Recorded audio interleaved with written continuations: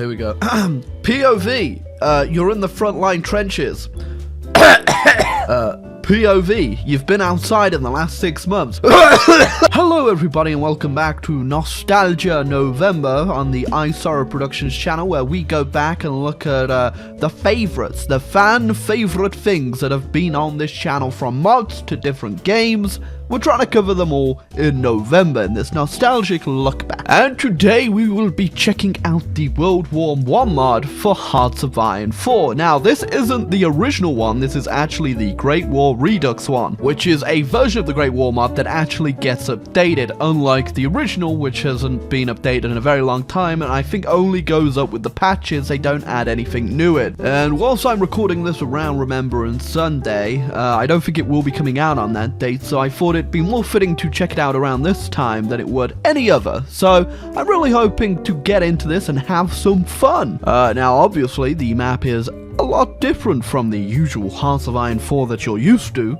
such as the fact the Chinese aren't a million different states yet. Although if you're a Chinese government official, never was a million different states. It looked like this the entire time, with the CCP written over it. Now, I have played this specific version of the mod before, and I'm pretty sure I played the German, so today I want to switch it up by going over to our friend, Mr. Tsar Nicholas II. Oh, you know it's going to be a good mod when the Russians get a war goal on the Americans. That's interesting. So, obviously, as the Russians in this time period, as I don't need to tell you, we have quite a few ongoing issues, really. Just not gonna name any names. We just got a few issues. Now, I could be wrong, but I'm pretty sure they have actually changed the Russian focus tree too, albeit they've kind of mixed a few things around, but it does work somewhat the same, with a bit of a different flavor, a bit of sprinkles, a bit of flavor, a bit of spice added on top. So we're gonna have to look very carefully and decide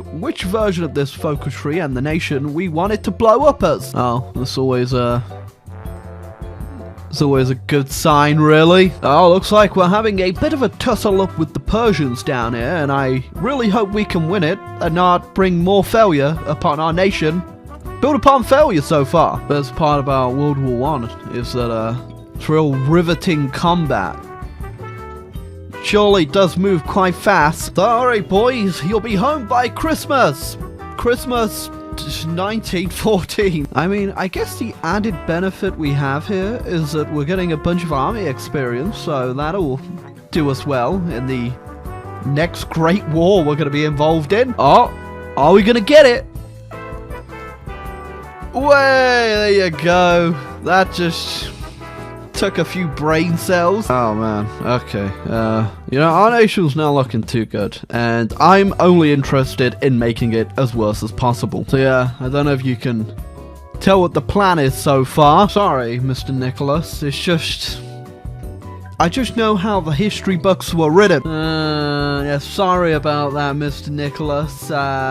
Can't say we need you anymore. Don't get too comfortable on that seat. Don't mind me, just gonna get rid of my empire. There we go. A nice bit of self-determination is all Russia needed. Oh, this could become very interesting very quickly. Oh, this is a very different Soviet empire. I'm a bit confused exactly what this means, but I like it. I mean, I know we got rid of you, and then we brought you back as the leader of our Soviet Empire, but no hard feelings, right? Oh, that's very interesting. Uh-oh, things are getting spicy. I mean, I've already got war goals on these people through my focus tree, and now that I'm not bordering them, I don't actually have to worry too much about them invading, because I got some nice puppets in the way. Oh, I think we've all seen this one before. So yeah, the cool thing about having all these puppets, if you didn't know, is now that we only have to manage the fronts that we call in. So we don't have to call Ukraine into the war or Poland, we just have to call, say, Lithuania into the war.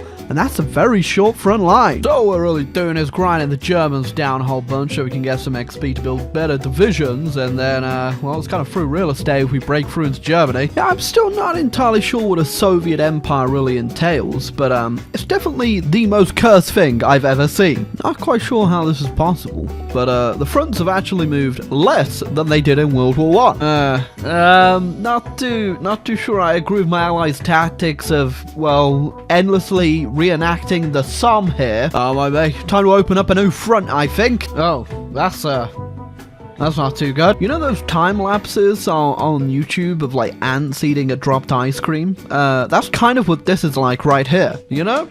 You probably should have seen that one coming, guys. Well, there goes the Ottomans, and hopefully we can relieve some pressure from the French, who just aren't feeling too good right now. You know, I was really enjoying having supply, and then apparently the entire Allied army arrived in Bulgaria. Now, I don't want to say you guys should have more pressing matters, but you guys have much more pressing matters. I really wish they added something that would allow you to tell the AI to just piss off. Well, time to actually open up the Eastern Front. I say open up. I'm pretty much creating the Eastern Front. There we go. Feeding it into my hungry Russian belly, although it's technically the Polish belly. They are being a bother and pushing into Poland a little bit, but that shan't matter after I've gobbled up East Prussia here. Oh, I just realized that, well, China's having fun. Also, people of China and the Chinese government, please don't shoot me. Alright, so the big problem we're currently facing is we got no guns. Thankfully, the great people of Lithuania have me covered. Oh my god, okay, we just got the Spanish flu on top of that, so that's great. Everyone just eat my supplies more. Oh my god. It's just getting worse. Yeah, surprisingly, guys, with that whole influenza thing happening, this probably wasn't a good idea, was it? Oh my god. Literally all of the Allied troops. Like, how is that Portuguese division even alive? What on earth are they doing? No we don't. Oh, there's actually a button for that. Perfect. I want to point out, the Allies ended that with like over 100 divisions encircled over here. What the heck? Also, my puppet pieced down in that, and now I think I encircled a bunch of German and Austrian troops inside of them, and they're not looking too good. I mean, the Germans and the Austrians can't push me, but at the same time, because of all these negative debuffs, I can't do anything because there's no supply. I just can't get my supply equipment up even to put logistics companies on, which in the end wouldn't really matter. So I'm not too sure what I'm gonna do here. And the Germans just annexed Poland? Who they were at war, excuse? Alright, the world is turning to hell. There is nothing we can really do here with the supply issue, so we might as well go out in a blaze of glory. Not too sure why there are two Italys and why I can join one, but sure thing, if you want to go ahead and join the never-ending war. I just want to note as well that I have stolen all of my puppets' troops, the Poles, the Belarusians, the Ukrainians, and I've sent them all to Siberia, so they're not eating up the supply on the front lines. No historical context needed for that statement. Scratch that, we went for a different plan. I put them all on the front line. Look at my multi-ethnic coalition right now, and then I've got my actual army behind the line, so I'm waiting for them all to die, and then we'll swoop in and win the war. Oh my god.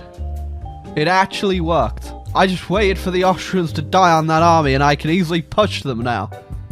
We're bringing it back! Alright, it's been a little while. I refuse to lose. So I've gone ahead, I've started integrating my puppets back in. We have an amazing industry to which we are still building up. We have an air force. We're bombing the hell out of the Germans. And we're pushing!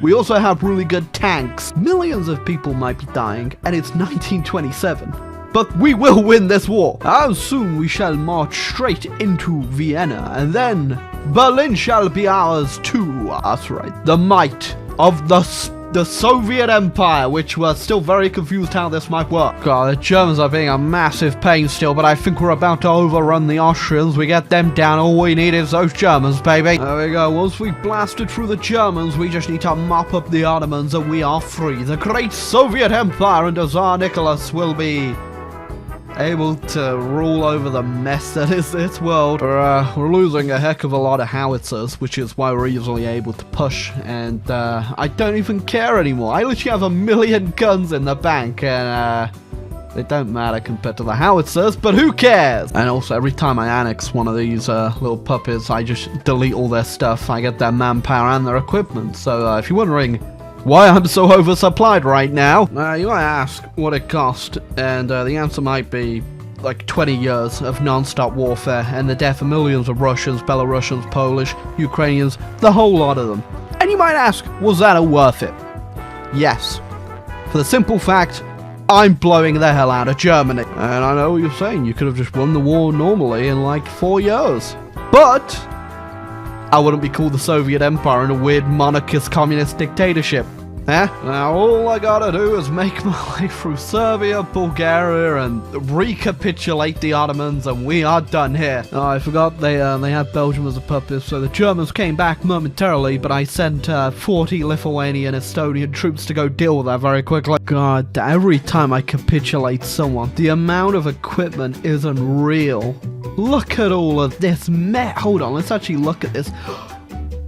Look at all that different crap! Oh my god, I have Ross Rifle Mark IIIs here? Look at all of this junk! Playing late game Hoi 4 is incredibly cursed, but having my overpowered divisions just roll over anything is also incredibly fun to watch. There goes just one armored infantry division guarding the Bosphorus right now as I send the horde across. Oh my god.